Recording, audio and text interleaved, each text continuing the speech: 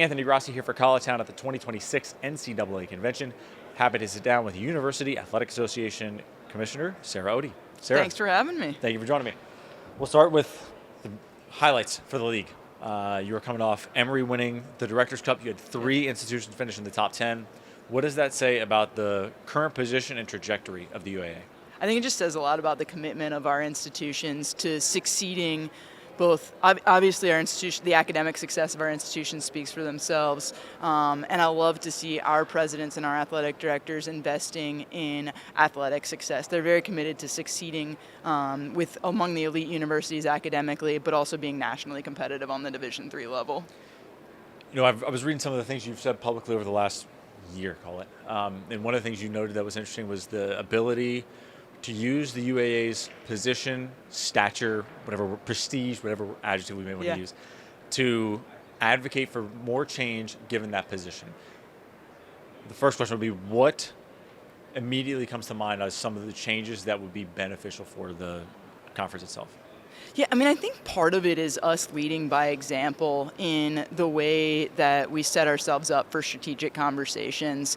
I think making sure that the division as a whole can rise above the operational nuance of the day-to-day and prioritize thinking strategically about the longevity of the division. And we're certainly in a position, privilege is a good way to put it, and I think that we have to be careful with that privilege, right? We have to be cautious about which topics we choose to lead on, because there are probably some things where the rest of the division is looking to us to lead and looking to us to be leaders. And there are probably other things where the rest of the division might look to us and say, you guys are so different from the rest of us, you can't understand what our experience is. And so I think the first thing is just being savvy enough to be able to distinguish between the two, and then identify those things where we can and should be leaders and take that opportunity. With those different, hats to have of every institution's hat, the conference's hat as a whole, and then the division's hat and potentially the NCAA's on a broader scale, how do you kind of view all of those or rank them as a hierarchy, or view the different challenges that are being faced given, as you mentioned, the institutions within your conference are not outliers, but they are very unique? Yeah. I don't know that I know the best way to answer that question, and it probably depends on the issue that we're talking about. But I know that my institutions, my athletic directors, my presidents are heavily invested in the success of Division III and in the importance and prevalence of the Division III philosophy, because they care about athletics. They care about the integration of athletics into higher education. They see that the opportunities their student athletes have to compete on the court, on the field, as being integral to their development as young people. And that only remains an opportunity so long as there is a place for them to continue, a venue for them to continue to compete. And so prioritize those big picture things. I think it's important for us to prioritize the NCAA and the division and just the long-term success of Division III. Obviously, there are certainly more local issues where I'm going to go to bat for my institutions, and I'm happy to have a robust debate with my fellow commissioners and work in support of the 8 institutions that I'm tasked with representing. You also sit, given to that big picture lens, you also chair the Interpretations of Legislation Committee for D3. The biggest challenge in that chair, as you see it, is what, given the current state of Division III and broader small college athletics? Yeah, I mean, I think the biggest challenge is for the committee as a whole, not necessarily just for me as a chair, but trying to find the balance between staying true, legislating in a way that stays true to who we are as a division, knowing and understanding our identity as Division III and staying true to the core and important philosophical tenets, but also being willing to evolve with the modern student athlete. I mean, the division's been around for 50 years now, and the things that worked 50 years ago aren't going to work now, aren't necessarily going to work now. And so I think that we as a division tend to get so bogged down in defining who we are that we forget that who we are inherently needs to evolve as the student athlete evolves. And so I think that's hard, right? You're in a room full of people with and also trying to represent a very diverse membership that gets increasingly diverse by the day, particularly as the enrollment cliff looms and there are financial challenges and you see schools closing and merging and all of those things. So yeah, there's a lot of challenges, but it's a fun challenge. That balance of identity, how do you, I guess, what should be how should, in your mind, the division view the identity looking forward? Yeah, I think the identity is, I think we need to discuss as a division, and we're having those conversations right now, which is really good. I think we need to discuss, like, what are the components of who we are and who we've always defined ourselves to be that are non-negotiable and that we have to stick to, versus what are the things that we were founded on and have served us very well for the 50 years of our existence, but are okay now to say, that's a part of our history and we're gonna sort of pivot a little bit and look into the future so that we can sustain ourselves for another 50 years. Are there things in that latter camp, or I guess in either one, that you feel strongly should belong in either one? I guess core tenets of the division. So, I think that you'll talk to a lot of people will say that Division III's commitment to providing a truly balanced experience, balance between not just academics and athletics, because all three divisions will say that they prioritize that, and it's true, but balance in the way students are meaningfully integrated on campus outside of athletics, outside of academics. I think that's core to Division III, my personal opinion. I also think that the non-scholarship piece of Division III, I think you're going to hear a lot of people say that that's core to Division III. Then you start getting into things like the four-year undergraduate experience, and I think there's some debate and some room for debate on things like that. So yeah, I mean, all of those things, we need to have that discussion as a division. I certainly have personal opinions on that and plenty of other things. We don't have enough time for that. But I want us to have those conversations as a division. But you look at something like NIL, for example, and we could debate until we're blue in the face on whether NIL has been a good or a bad thing. But I think that you can look back at when NIL conversations started and when people started pushing for those conversations, and we can now acknowledge that we were slow to evolve on that topic. And we probably found ourselves forced into a corner on what NIL can and should look like because we didn't proactively address it on our own. That's not a Division III issue, that's a broad NCAA issue. But had we been more proactive, maybe we could have determined our future a little bit better. And so I just think that we need to learn from that type of experience and carry that forward into other areas as well. Are there areas, or is the speed of change, obviously there's the speed of change here is a lot. Yeah. I mean, you think about what's happened, all that's happened in the last year. We were talking about this with somebody earlier, like we were in like, oh, is college sports going to exist? Yeah. People were having that conversation. Yeah. Which it may have been dramatic at the time, but when you have multi-billion-dollar settlements sitting over your head, you're going to have that conversation. Yeah. Are there things within the Division III model landscape from a speed standpoint that would Division III be better to be able to move a little faster, or does the committee structure, the governance structure, the bureaucracy of it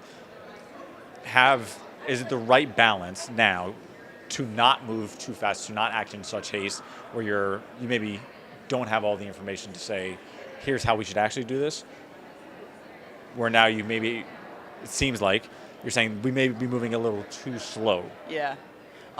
So I feel like my quote of the day is going to be, it depends. Okay. And it probably depends on the issue. Which is fair, because some of these things are right in your face right now. Like, as you know, in D1, there's a million things that are right in the face, but when you have a kid get added from that's got drafted, that's going to become right. It's come front of mind. There are some issues on which we need to be a lot more nimble than we are. I look at some of the work that you mentioned, my role with ILC, and I look at some of the work that we've done on ILC over the past year, and a lot of that has been aimed at deregulating bylaw 16, just taking a look at rules that have historically been in place that just don't serve us effectively anymore. And I wish that we had a legislative process that allowed us to more nimbly change the things that are ripe for modernization. Now, these really big picture existential conversations, we need to be thoughtful and methodical and strategic in how we have those conversations. So I don't think you want to rush those, because that's going to then define who you are, again, for the next however many years. But yeah, I think we would be well served to look at what we're doing and try to identify, are there areas where we can just make sure that we've got more ability to be nimble. You mentioned the reviews that ILC has done on bylaws 13 and 16. Are there, which I imagine this gets looked at on a regular basis over time. Should there be a more frequent look at these? Should there be a more broad? Obviously, there's a lot within the whole, all of the bylaws, in the entire manual. But as a big picture, like, I imagine some of this was done a few years ago constitutionally. But how often maybe should that kind of review process be done to kind of try to be as modern as you can, given that some of these things aren't existential?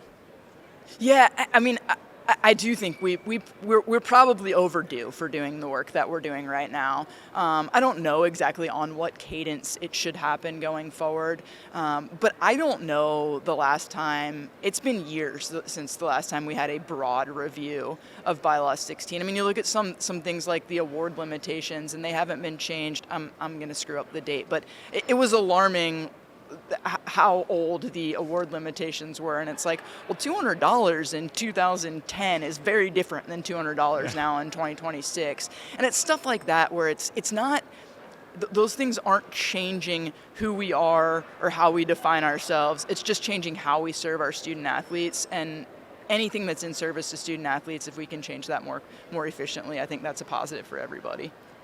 As we step back to the UAA side of things, now that we've gone all the way down the rabbit hole. You guys have partnered with FloSports for media rights. As more and more leagues move to Flo, I'm curious I guess we'll start first. The decision from the UAA to partner with LEONA to help evaluate your position in the marketing media landscape. Why was that the right decision to partner with somebody, and what did you kind of take out of that? Yeah, so the reason we partnered with LEONA, it's been a year and a half ago now, and the reason we did that, we were not predisposed to signing with FloSports. We partnered with LEONA to help, so that they could help us take a look broadly at the way we were presenting and promoting ourselves, and the platform that we were using to do that. Prior to our current agreement with Flo, the UAA did not have a standard streaming platform, so if you wanted to watch WashU basketball, you had to go to the WashU schedule and click on the schedule and click on that particular game and use whatever platform they had chosen to find the WashU basketball game. And then you might want to go watch, Case Western Wrestling, and you were going to there. There was just no centralized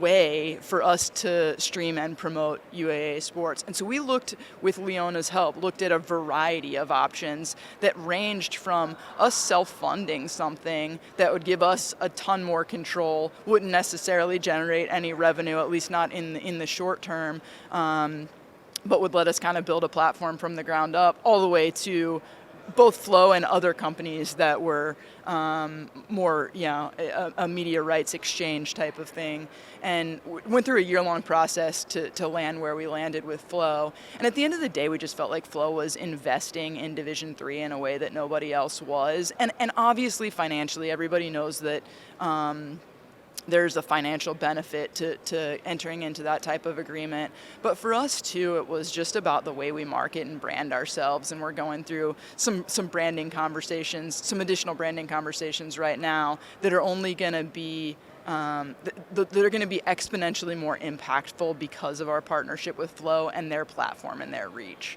How did you evaluate the trade-off between, obviously, added dollars coming into each of your schools versus what basically moving behind the paywall and losing what may be a free viewer that can easily tap a button and boom, you're in, you're watching, versus now you have to sign up, pay, Yeah. go within the FloSports ecosystem. So as our athletic directors were talking about where to go from here, they had a number of priorities, and the number one priority was branding and identity. It was not finances. Finances was in the top 3, but it was not number 1. And so I think that's important to acknowledge, is that we wanted a partner that was going to help us magnify what we were doing for our student athletes. And you're right. I mean, I do think we've committed to not looking retroactively at the pre-flow, post-flow data until after the end of this academic year. But yeah, I think it's very reasonable that we could get to the end of the year and we could see that there are slightly fewer total number of viewers. What we're already seeing is that the viewers that engage watch our games for longer. They're staying engaged for longer. And also Flo's giving us a social media platform to talk about our student athletes and tell the student athlete story in a way that or at a capacity that we just didn't have previously. Do you view that added exposure that Flo is providing, what tangible benefit has that provided? Obviously, broadcast, sharing more student athlete stories. There's a number of different things that they can do, but from what has been done so far, the output that you've seen and the outcome that it has created is what? So a small example, but our social media reach, and this is a little bit confounded by the fact that we've finally hired somebody to be running our social media, so it's not somebody like me who has no idea what I'm doing. But our social media reach has increased by 200%. Just in terms of interactions, views. I'm probably using all the wrong social media language, but yeah, it's already had a massive positive impact just by collaborating with them and using their reach on social media. That's made a huge difference, and that makes a difference to our student athletes because our student athletes care about that kind of thing. Excellent. Sarah, thank you so much for joining me today, providing all these insights. You joining me here on College.town. Thanks so much.